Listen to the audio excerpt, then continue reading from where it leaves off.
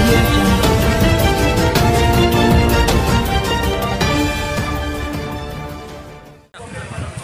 Cinema గురించి ఏం చెప్పాలంటే నేను ఏమీ ఎక్స్పెక్ట్ చేయకుండా వచ్చానండి.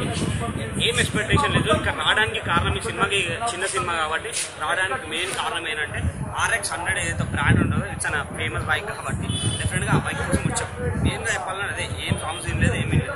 సినిమా వచ్చిన తర్వాత సినిమా ఎలా ఉందంటే it's an block buster movie. డెఫినెట్గా మళ్ళీ ఒక అర్జున్ రెడ్డి అని చెప్పచ్చు. అంటే దానికి దీన్ని కంపేర్ చేయలేము. But it's love story, true love story. అదైతే లవ్ స్టోరీ, ఇది అలా లవ్ స్టోరీ. బట్ ఇది విలేజ్ అర్జున్ రెడ్డి అని చెప్పొచ్చు డెఫినెట్గా. అండ్ కంపారిజన్ మాత్రం డిఫరెంట్.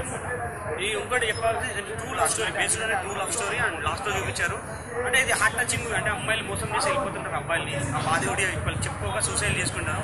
అమ్మాయిలు మోసం చేసి వెళ్ళిపోయిన బాధ అంటే అందరూ ఉంటారు, కొంతమంది ఉంటారు. కొంతమంది బాధ్యులు పైన ట్రూ లవ్ స్టోరీ తీశారు.